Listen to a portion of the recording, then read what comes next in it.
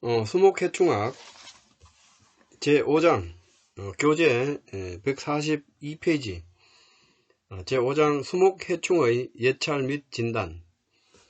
산림은 매우 넓은 면적에 분포하고 지세가 험준하여 해충 발생을 조사하는 일이 어려운 편이다.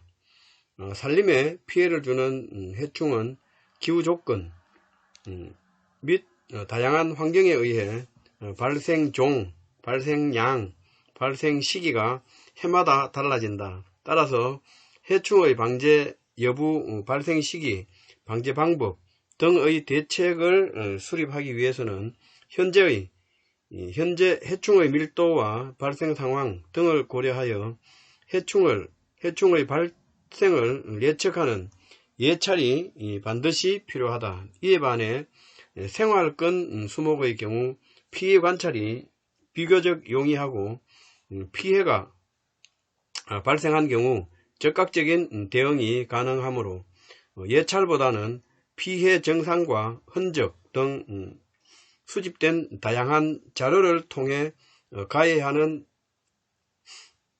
해충을 동정하는 진단이 중심이 되어왔다. 그러나 향후에는 생활권 수목에서도 예찰을 통하여 해충의 발생 상황과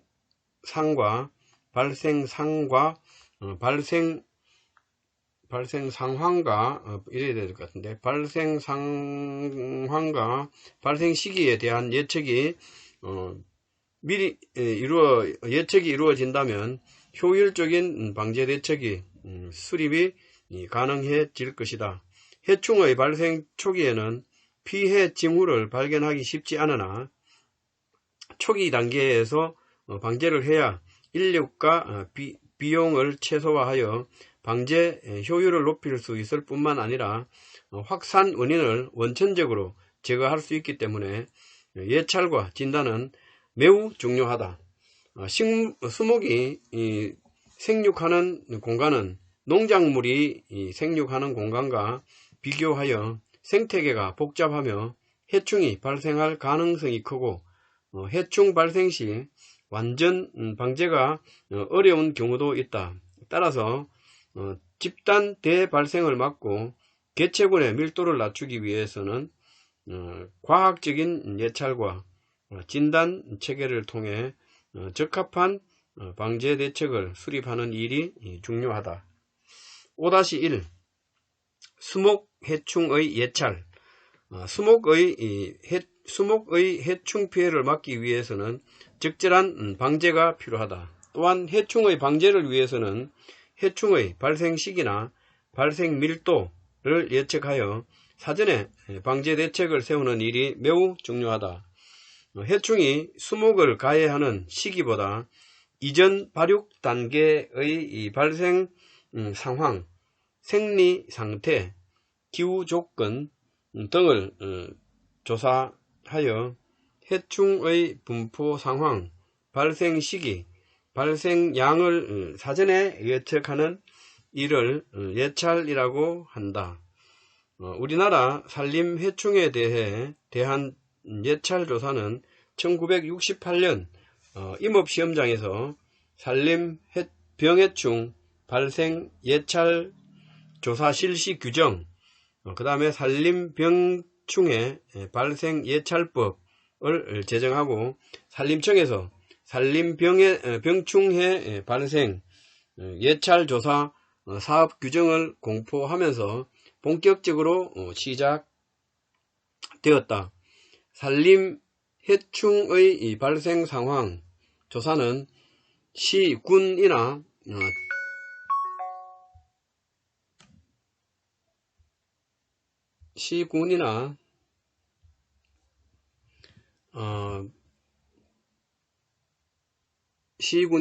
지방산림청에서 관할 구역 내의 산림 해충별로 발생 면적과 발생 밀도를 조사한 결과를 종합하여 방제 계획 수립의 기초자료로 활용하고 있으며 국립산림과학원과 각 도의 산림연구기관에서 소나무 제선충의 매개충, 광능 긴 나무좀, 솔잎-혹파리, 솔껍질 깍지벌레, 미국 흰불나방과 같은 주요 산림 해충에 대한 예찰 조사와 함께 고정, 표본 조사지와 유화 등을 이용하여 돌발 해충에 대한 발생 조사를 매년 지속적으로 실시하고 있다. 5-1-1 수목 해충의 예찰 이론. 해충 예찰을 위해서는 현 시점에서 해충의 발육 상태나 발생량을 조사하여 향후의 발육 과정과 발생량에 영향을 미치는 요인들을 분석하고 예측해야 한다. 그러나 생물은 수집된 몇 가지 자료만으로 예측하는 일이 매우 어렵다. 해충은 전 생육기간 동안 수목에 피해를 주는 것이 아니라 특정한 발육 단계에서 수목에 피해를 준다. 그러므로 특정한 발육 단계에 도달하는 시기와 발생량을 추정하기 위해서는 해충의 발육 과정의 특성을 이해하고 발육에 영향을 주는 온도, 습도, 광 등의 환경 조건과 기주 범위 등에 대한 조사가 필요하다. 곤충은 변온 동물로 온도에 따라 발육기간이 달라지기도 하여 생육의 적정한 유효 온도 내에서 온도가 증가함에 따라 발육 속도가 증가하지만 일정 범위를 벗어난 생존의 한계 온도에서는 치사하기도 한다. 그림 5-1 모카바구미의 생활과 온도와의 관계. 요걸 보면 최고 치사 온도가 60도고 지금 50도에서 60도는 치사 고온대고 35도에서 50도까지는 불활동대, 하면대, 여름 잠잘 때. 그 다음에 그 유효 온도 때는 적온 때는 13.3도에서 35도까지고 여기에 이제 발육 한계 저 온도가 13.3도, 발육 0점라고도 하고 저온 치사 임계 온도가 4도에서 13.8도, 13.8도 되면은 치사 온도가 된다. 중간 치사 온도가 마이너스 13.8, 저온 치사 임계 온도가 마이너스 4.4도, 여기서 13.3도에서 마이너스 영하 4.4도까지는 불활동대, 동면대고, 마이너스 4.4도에서 마이너스 13.8도까지는 치사 저온대가 된다. 습도는 해충의 종류나 발육 단계에 따라 감수성이 다르지만 온도와 함께 해충의 분포와 성장에 영향을 미치는 주요 인자이다. 높은 습도의 경우 곤충의 병을 일으키는 바이러스, 곰팡이, 세균의 번식이 증가하여 곤충의 생존에 간접적인 영향을 주기도 한다. 토양에서 월동하는 솔잎, 혹파리, 유충의 경우 토양 내 함수율이 높으면 우하율도 높아지는데 지피식생 표복도가 높은 지역은 낮은 지역보다 함수율이 높아 솔잎, 혹파리 피해가 증가하는 경향이 있다. 솔라방은 어린 유충기의 강우가 밀도 변동의 주요 원인으로 알려져 있다. 1.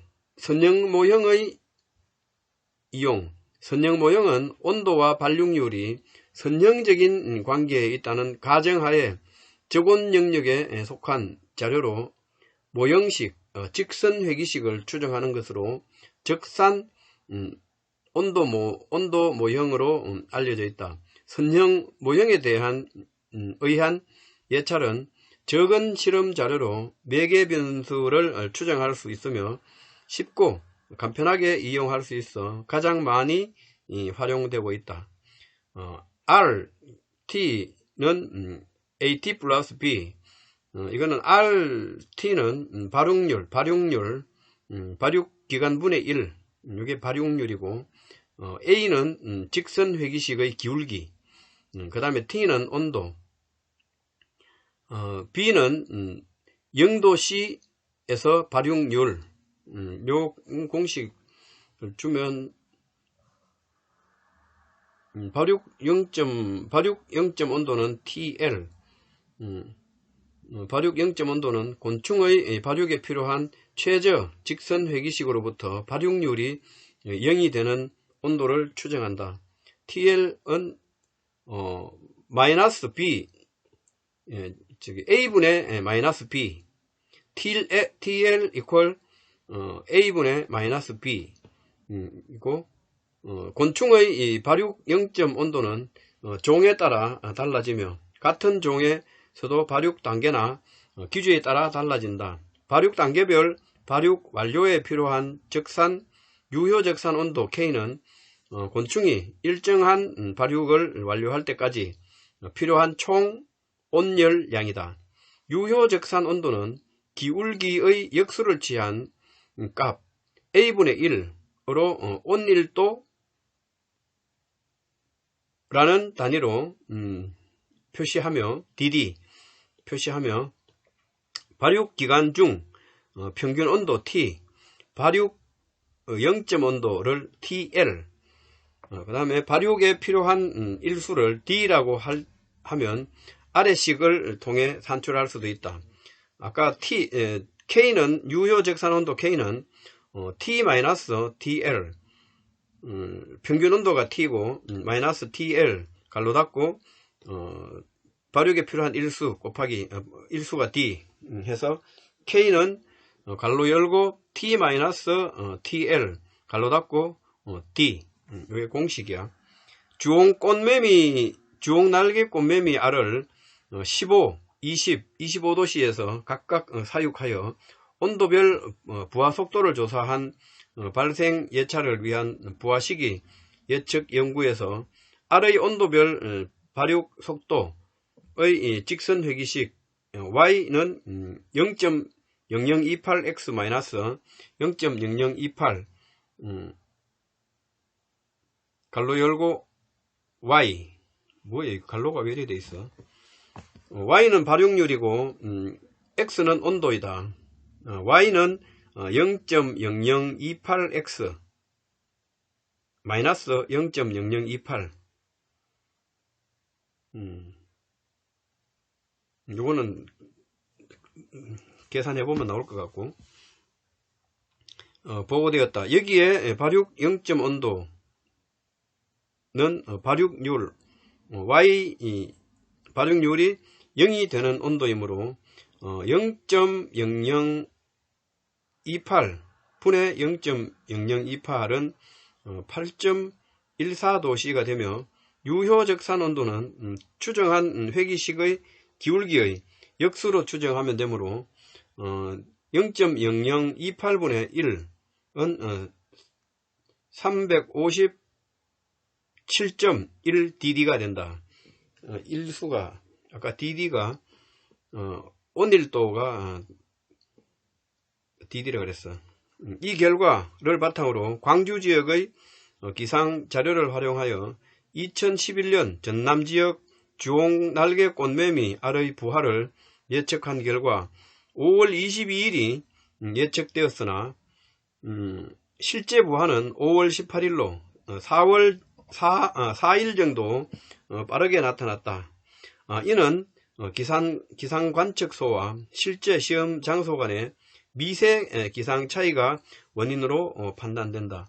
그러나 산림과 같이 지형이 복잡한 곳에서는 임지 내의 국지적인 미기상의 차이로 인해 사면에 따라 온도가 달라져 발육 단계별 소요기간이 달라질 수 있다. 그림 5-2는 경남 진주 지역의 야외 인공우화상을 양지와 음지에 설치한 후 솔수염 하늘소의 우화 시기를 조사한 것으로 음지가 양지에 비해 우화 초일이 21일 50%, 우화일이 17일이 늦어졌고 우화 기간의 폭도 좁아진 것으로 볼 수 있다. 그림 5-2 양지 A, 그 다음에 음지는 B,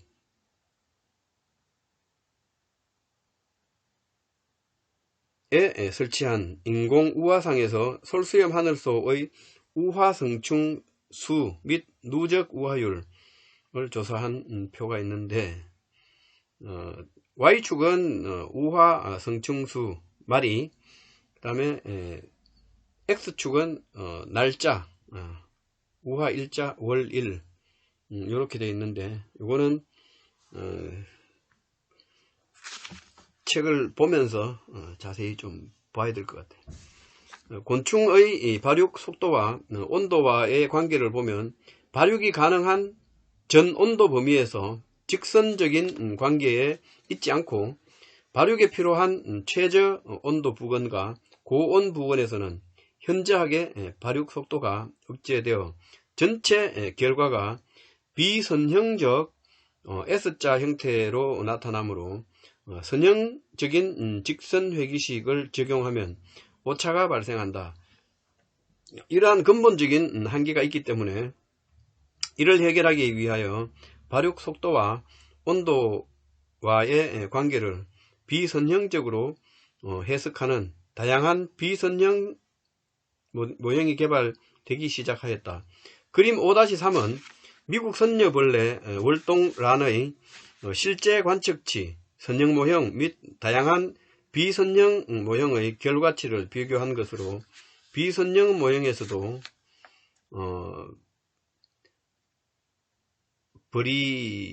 브리에어, 그 다음에 로간이 제안하고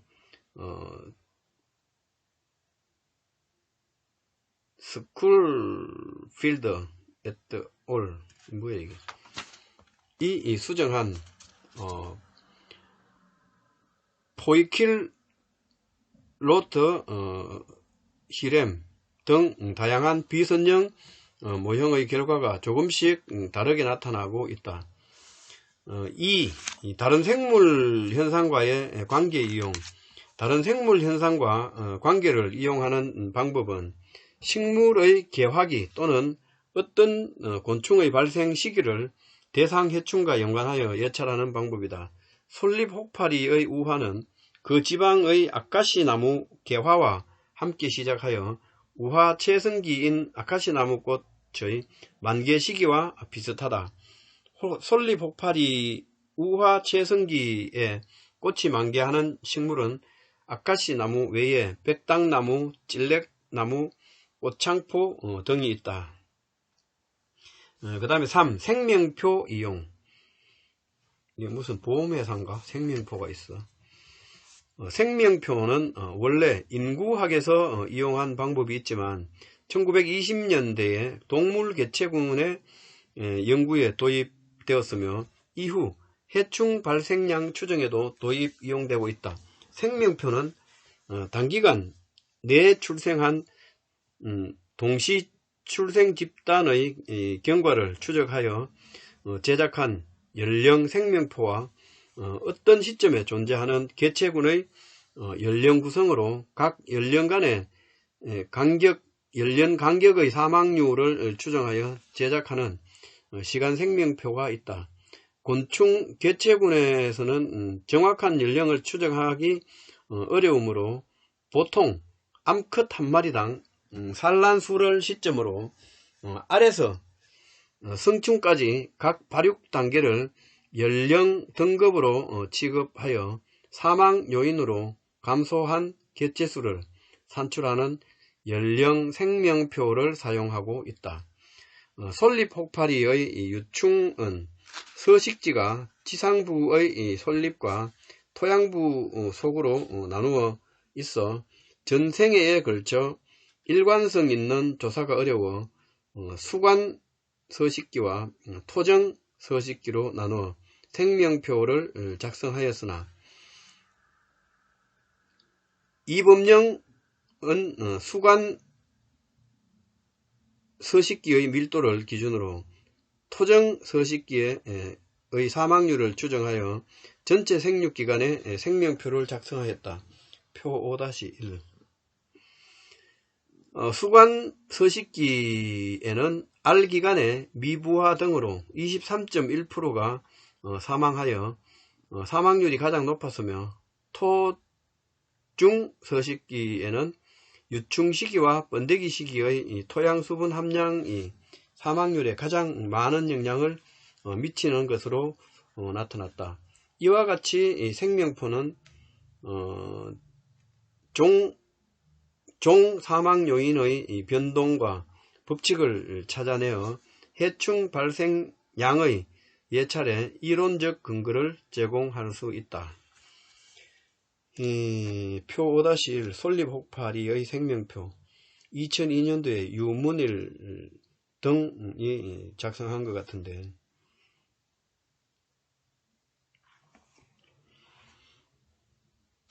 이거는 나중에 교재를 다시 보기로 하고. 4. 기타 방법. 통계적인 예찰 방법은 온도, 강우량, 일조시간 등 장기간 축적된 기상적 자료를 바탕으로 발생량과 발생 시기를 예찰하는 방법으로 농업 분야에서 주로 사용되고 있다. 최근에는 컴퓨터 데이터 처리 능력이 향상됨에 따라 복잡한 변수를 처리할 수 있는 다양한 컴퓨터 프로그램을 이용하는 예찰 방법이 시도되고 있다. 그림 5-4 호주 CRIR로에서 개발한 DYMX를 이용한 월동 애멸구 개체군의 발육평가 프로그램이라는 프로그램이 있다. 5-1-2 수목해충의 발생조사. 수목해충의 예찰을 위해서는 현장에 해충의 발생 상황 조사가 반드시 이루어져야 한다. 해충의 발생 상황 조사의 방법은 크게 직접조사와 간접조사로 나눌 수 있다. 1. 직접조사. 직접조사는 주로 육안으로 해충을 직접 조사하는 방법이다. 조사 지역 내에서 해충 자체나 가해 흔적, 벌레똥, 목설, 톱밥, 전공 흔적, 잎에 생긴 거미줄, 피해 흔 등이 다양한 흔적을 찾아 해충을 조사하는 방법이다. 직접 조사 방법에는 전수조사, 표본조사, 축차조사, 그 다음에 원격 탐사로 나눌 수 있고, 이거 자세한 내용은 교재를 참조하고. 2. 간접조사. 간접조사는 해충의 행동 습성이나 무기 등을 이용하여 해충상을 조사하는 방법으로 여러가지 조사 방법이 이용되고 있다. 간접조사 방법으로는 유화 등 황색 수반 트랩, 3. 페로몬 트랩, 4. 먹이 트랩, 5. 우화상, 6. 흡충기, 7. 쓸어잡기, 8. 말레이저 트럭, 9. 틀어잡기, 10. 기타조사법. 이렇게 있고, 그 다음에 5-1-3 주요 해충의 예찰조사 현황 교재 153페이지. 우리나라 수목해충의 발생 예찰은 1968년 산림 해충 발생 예찰 사업을 시작으로 본격적으로 실시되어 주요 산림 해충에 대한 예찰 방법이 개발되기 시작하였다. 미국 흰불나방을 비롯하여 버점나무 방패벌레와 같은 가로수 해충의 예찰 방법보다는 솔나방, 솔잎혹파리, 오리나무 잎벌레, 솔잎깍지벌레, 소나무 제순충병 및 참나무 시드름병, 매개충 등 산림 해충의 비중이 높았다. 최근에는 생활권 최근에는 생활권 수목에 대한 관심의 증가로 생활권 수목에 대한 해충, 예찰의 중요성도 증가하고 있으며 특히 기후변화와 국제교역량의 증가로 인한 외래 해충의 국내 유입 등 다양한 해충 발생의 가능성이 커지고 있어 예찰의 중요성이 부각되고 있다. 산림 해충에 대한 예찰 조사는 산림보호법에 의해 산림청장이 매년 전국 산림 병해충 예찰 방제 계획을 수립하고 국립 산림과학원이 주관하여 각 도의 산림환경연구소에서 주요 산림 병해충 모니터링을 실시하고 있다. 요런 데서도 시험 나올 수 있어. 산림 해충에 대한 예찰 조사는 산림보호법에 의거 산림청장이 매년 전국 산림 병해충 예찰 방제 계획을 수립하고 국립 산림과학원이 주관하여 각 도의 산림 환경연구소에서 주요 산림 병해충의 발생 모니터링을 실시하고 있다. 이렇게 되어 있고 1번 소나무 제선충병 매개충 소나무 제선충병을 매개하는 솔수염 하늘소, 북방수염 하늘소의 우화 상황을 조사하기 위하여 전년도 11월 말까지 우화 조사목을 우화상에 적치 완료하고 매년 4월에서 8월까지 우화상 내 기온 및 우화하는 솔수염 하늘소, 북방수염 하늘소의 우화 상황을 매일 조사한다. 우화상 내에는 데이터로그를 설치하여 우화상 내 온도와 습도를 모니터링하여 특히 첫 우화가 발생하는 시점과 우화 최성기에 대한 조사가 중요하다. 솔수염 하늘소, 북방수염 하늘소의 우화 시기는 매년 변이가 있으며 솔수염 하늘소는 대개 50% 우화일이 6월 중하순인 반면 북방수염 하늘소는 50% 우화일이 5월 중하순부터 6월 상순으로 두 종의 발생 시기가 상이한 것으로 나타났다.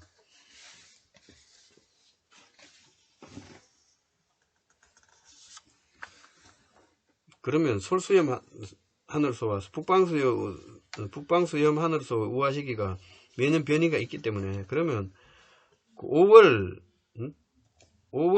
중하순부터 6월 중하순까지 방지하면 되겠네. 표 5-2 소나무 제선충병 매개충인 솔수염 하늘소, 북방수염 하늘소 연도별 우화 시기. 이건 2011년도에 국립산림과학원에서 조사한 건데 표를 좀 살펴보고 2. 솔잎폭파리. 솔잎폭파리의 예찰은 우화 상황과 충령 형성률을 조사하고 우화 상황 조사는 4월 10일까지 솔잎폭파리 우화상을 설치하고 7월까지 실시하고 있다. 충령 형성률을 조사하는 조사 시기는 9월에서 10월에 전국 고정 조사지에서 임의로 5번을 택하여 사방이 중간 부위 가지의 신초 2개씩을 채취하여 조사한다. 솔잎폭파리 충령 형성률에 대한 예찰은 1968년 이후 수행되는데 1979년 이후 급격하게 충령 형성률이 증가한 후 1999년까지 완만히 감소하는 경향을 보였으며 특히 1999년부터 2003년까지 급격히 감소하였다가 이후 다시 증가하는 경향을 보였다. 너 저리가 2006년 이후 전체적으로 감소하는 추세를 보이고 있으나 해에 따라 피해 증가와 감소가 반복되고 있다. 그림 5-14 솔리 폭발이 연도별 중량 형성률 변동. 이건 이 국립산림과학원에서 2017년도에 발표한 자료인데, Y축은 중량 형성률이고, X축은 1979년부터 2015년까지 쭉 이제 그래프로 나타냈는데, 1979년대는 15%였다가 약 80년도경에 거의 한 26%까지 올라갔다가 지금 계속 줄어서 지금 한 10%대 안으로 지금 형성되고 있는 것 같아요. 솔리폭발이는 약 50년간의 예찰 조사를 바탕으로 솔리폭발이 발생 예측을 위한 다양한 시도가 이루어지고 있다. 1985년부터 2005년까지 전국의 67개 시군에서 조사한 중량 형성률을 바탕으로 그림 5-15와 같이 전국을 클러스터로 구분하고 각 클러스터별 주기성과 밀도 변동에 대한 연구를 통하여 3에서 5월 평균 기온이 증가함에 따라 발육하는 데 요구되는 적산 온도도 증가하는 경향을 확인하고 이를 우하 예측 모형을 수정하는 기초 자료로 활용하고 있다. 1클러스터하고 2클러스터, 3클러스터 때 2클러스터가 색깔이 진하고 3. 솔잎 깍지벌레. 솔잎 깍지벌레는 충남, 태안군을 제외하고 피해가 대부분 남부 지역에 국한되어 있으므로 선단지에 해당하는 충남, 전북, 경북 도산림연구소에서 예찰 조사를 담당하고 있으며 4월경에 선단지 전방의 곰솔림에서 알덩어리 발생 여부를 조사하여 선단지와 확산 거리를 예찰하고 있다. 2015년 기준으로 서해안 지역의 선단지는 충남 태안군 이원면이며 동해안 일대 선단지는 경북 포항시 남구 호미곶면 대동 베리로 조사되었다. 2015년 기준으로 서해안 선단지는 충남 태안군 이원면이며 동해안 일대 선단지는 포항, 경북 포항 남구 호미곶면 대동베리로 조사되었다. 4. 솔라방. 솔라방의 예찰 조사는 전국에 고정조사지를 설치하고 고정조사지 내에서 임의로 20본을 선정하여 조사목의 수간 상부와 하부에서 직경 곱하기 길이가 100제곱cm 정도 되는 가지 한 개씩을 택하여 가지 위에 있는 유충수를 조사하는 것을 기본으로 하지만 최근 3년 이상 미발생지는 5월과 9월에 임지를 순회답사하면서 50분 이상의 소나무를 대상으로 발생 여부를 유관조사한다.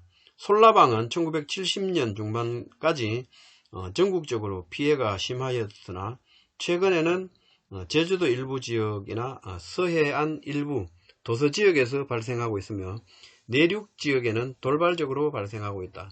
피해 수목도 과거에는 소나무가 주 피해 수종이었으나 제주도 지역에서는 곰솔에 주로 피해를 주고 있으며 내륙 지역에서는 리게다 소나무에서 돌발적으로 발생하고 있다. 스트로브 잣나무, 일본 잣나무, 잣나무 등에도 가해한다.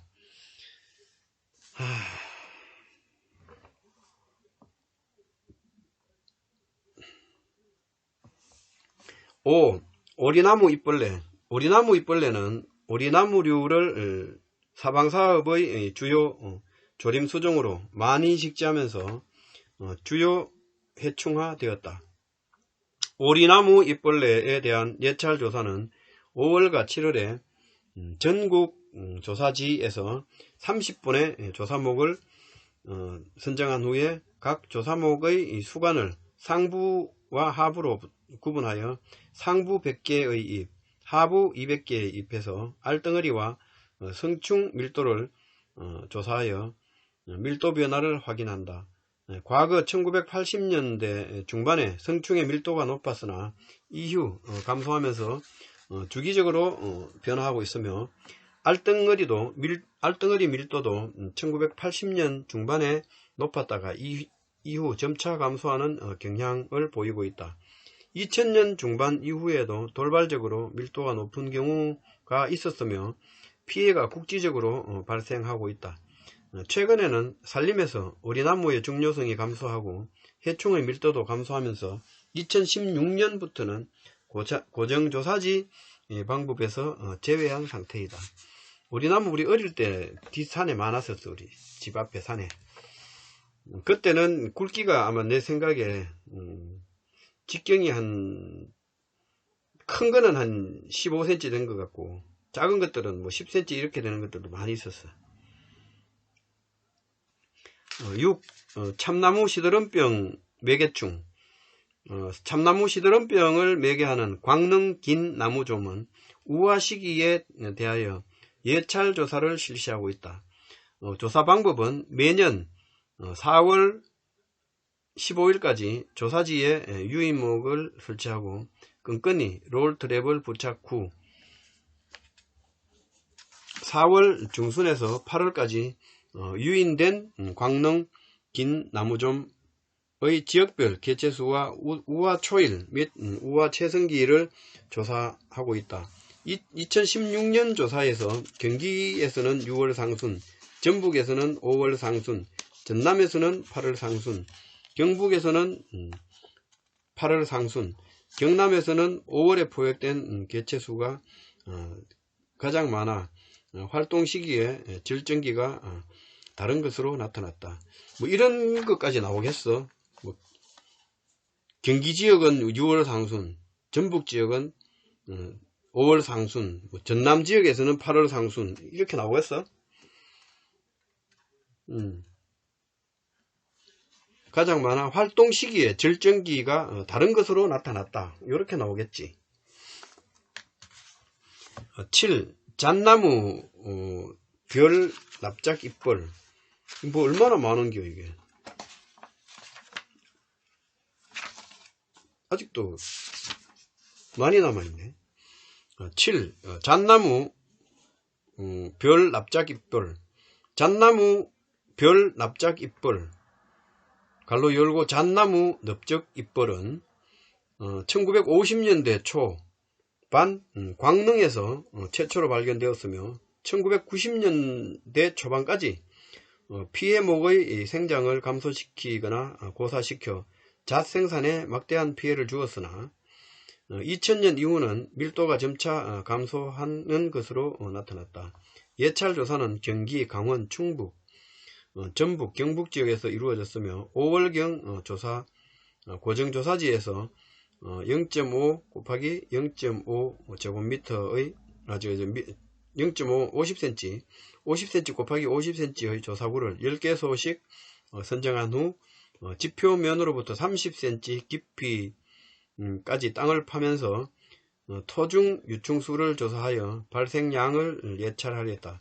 또한 경기, 강원 지역에서는 그림 5-9와 같은 잣나무 별 납작 잎벌의 우화사항을 피해 임지에 설치하고 6월에서 8월까지 우화 시기를 조사하였다. 그러나 최근에는 잣나무 별 납작 잎벌의 피해가 거의 발생하지 않아 고정조사지에서 제곱미터당 토중 유충 밀도가 평균 0.15마리 로 매우 낮아 2016년부터는 고정조사지 조사에서 제외한 상태이나 돌발적으로 발생할 우려가 있으므로 지속적인 예찰이 필요하다. 8. 미국 흰불나방. 미국 흰불나방은 활엽수를 가해하는 대표적인 해충으로 산림에서보다는 생활권 수목의 주요 해충이다. 미국 흰불나방에 대한 예찰 조사는 크게 발생량 조사와 발생 시기 조사로 나누어 시행하고 있다. 발생량 조사는 6월과 8월에 전국에 설치된 29개소의 고정조사지에서 각 50번의 조사목을 대상으로 피해율과 본당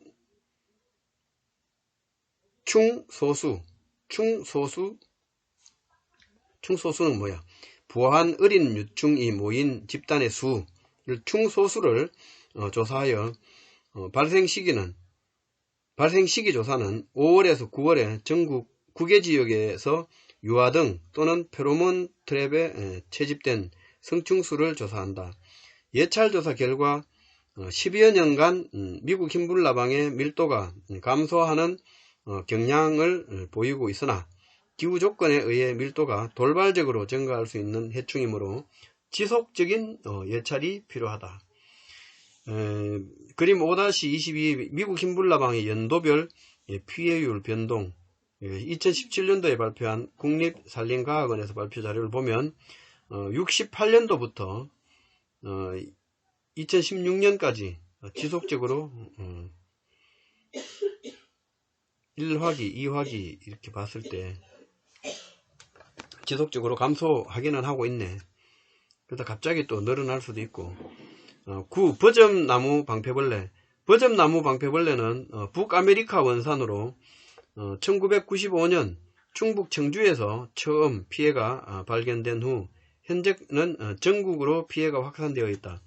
버점나무 방패벌레 예찰 조사는 2001년도부터 시작하여 매년 8월경 전국 9개 지역의 버점나무 가로수 1km 구간에서 일정 간격으로 조사목 30분을 선정하여 피해도 판정 기준에 의거 피해도를 조사하고 조사목 중 그 나무의 평균 피해도를 나타내는 1개의 가지에서 10개의 잎을 채취하여 잎당 약충수와 성충수를 조사하여 밀도를 조사하였으나 2016년부터는 고정조사지에서 조사를 실시하지 않고 있다. 향후 적정한 환경 조건에서 밀도가 증가할 우려가 있으므로 지속적인 예찰이 필요한 해충이다. 피해도는 이제 경, 중, 심 이렇게 보는데 경은 수간부 면적의 20% 미만 피해로 황갈색으로 변색될 때 이건 경이고, 중은 수간부 면적의 20에서 50% 피해로 변색되면 중이야. 그리고 심은 수간부 면적의 50% 이상이 피해로 변색됐을 때는 심, 경, 중, 심으로 나눈다. 10. 밤나무 해충. 밤은 우리나라에서 가장 중요한 임산물로 취급되고 있으며 밤나무를 가해하는 해충의 종류도 220여 종이 기록되어 있다. 경제적으로 중요한 해충은 복숭아 명나방, 밤바구미, 밤나무 혹벌 등이 있다. 이 밤나무 해충 3종의 예찰 조사는 밤나무의 주 재배지인 충북, 충남, 전남, 경남의 산림연구기관에서 7월에서 9월에 각 도별 밤 재배지 3개 군에 3개 조사구를 설치하여 복숭아 명나방과 밤바구미는 피해율과 우화 시기를, 밤나무 혹벌은 피해율을 조사한다. 복숭아 명나방의 피해율은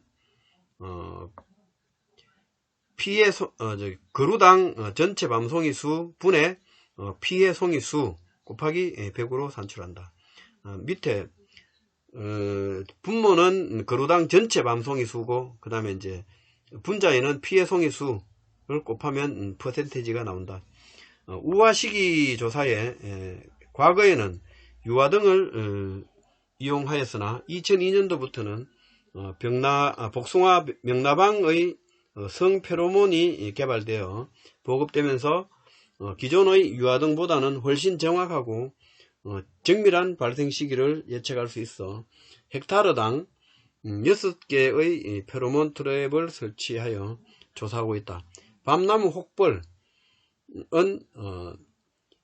가지 공식이 가지분의 피해혹 곱하기 20가지를 조사하여 피해율을 산출한다. 요런 것들은 그 종류 몇 가지 안 되니까 11가지 12가지 이렇게 되어 있으니까 요거는 표로 잘 만들어서 외워야 될 것 같아. 밤바구미는 밤나무 종실 내에 과육을 가해하는 해충으로 방제가 어려워 밤 재배 농가에서 많은 피해를 주고 있다. 밤 재배지에서 밤바구미류는 세 가지로 동정되었는데 밤바구미, 동백바구미, 상수리 밤바구미 이며 이 중 밤바구미가 우점하고 있다. 그러므로 밤바구미에 대한 피해율 조사는 수확한 밤을 대상으로 일정 양을 취하여 밤바구미 피해 여부를 확인한 뒤 전체 분모의 전체 조사한 밤알 수 분의 피해 밤알 수 곱하기 100으로 구한다. 밤바구미 피해율 조사는 2011년까지 수행되었으며 현재는 조사를 실시하지 않고 있다. 표 5-4 표 5-5 표 5-6 이거 밤 얘기하니까 공주 밤 막걸리 먹고 싶네.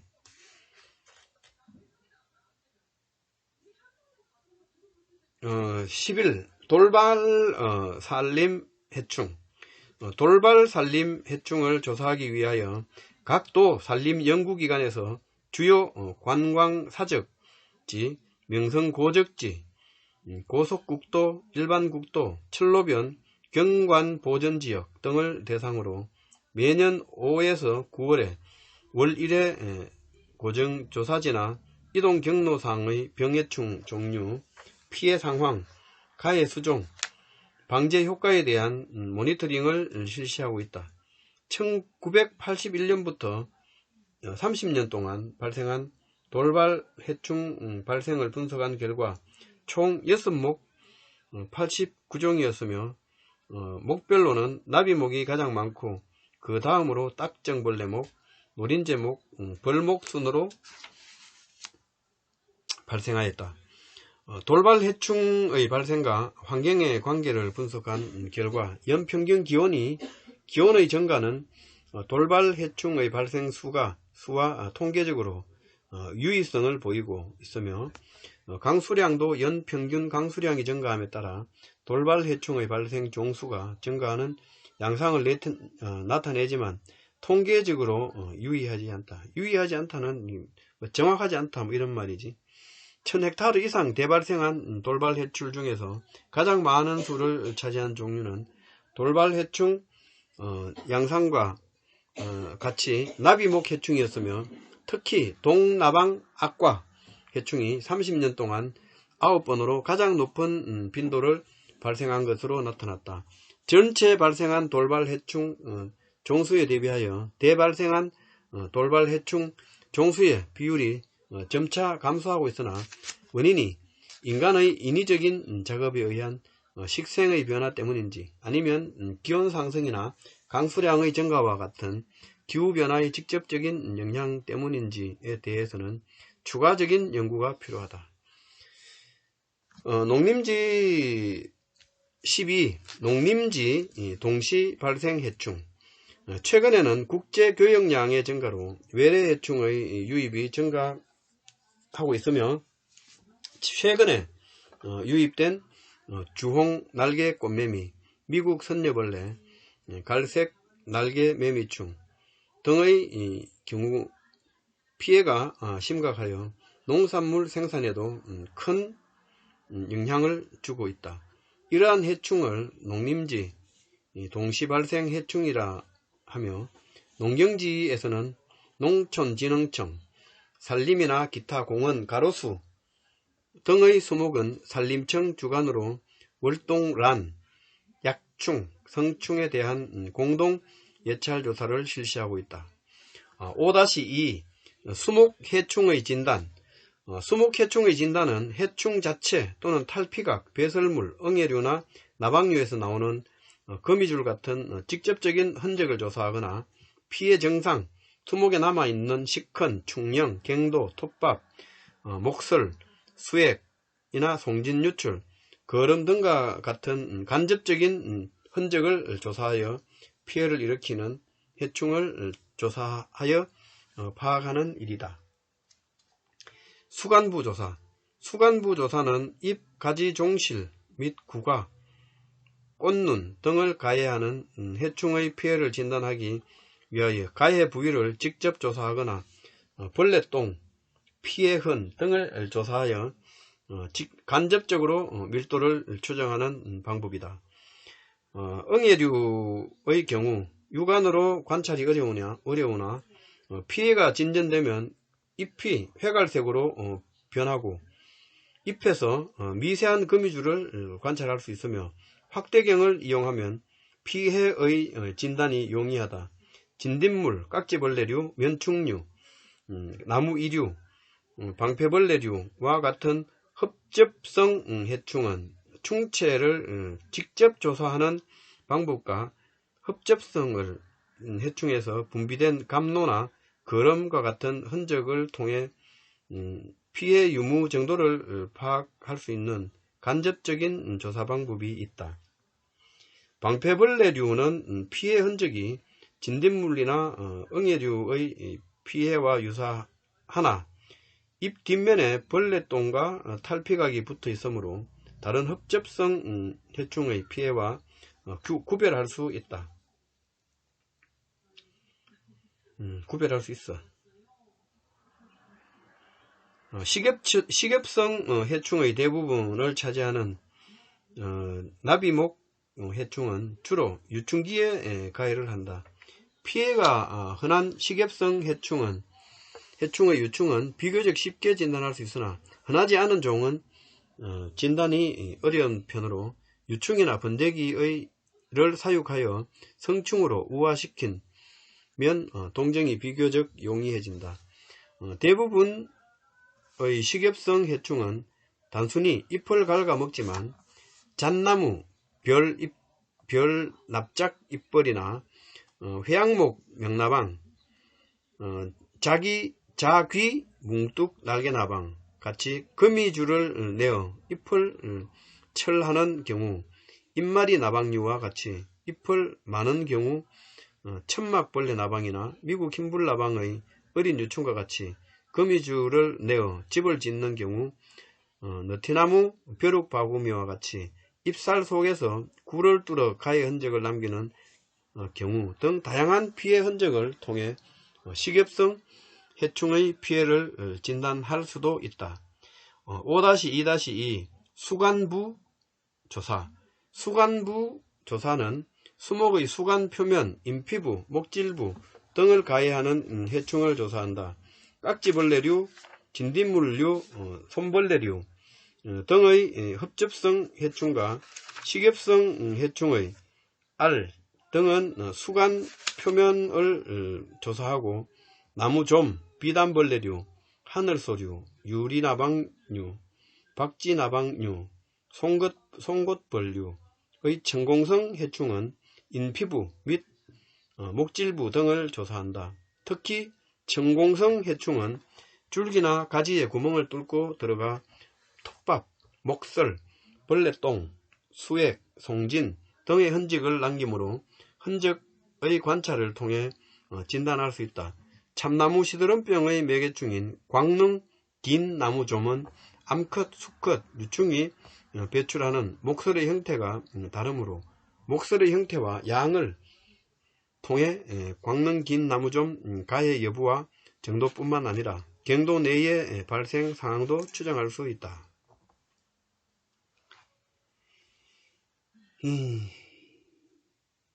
그림 5-27 광릉 긴 나무 좀 충태별 목설 형태 이런 것도 봐둘 필요가 있을 것 같아. 5-2-3 토양조사. 토양조사는 뿌리를 가해하는 해충과 세대의 일부분 동안 토양에 사는 해충을 조사하는 것으로 풍뎅이류 유충, 잣나무 별 납작 잎벌, 유충과 번데기, 솔잎 흑파리의 유충, 땅강아지 등 해충의 생태적 특성을 고려하여 조사 시기를 결정한다.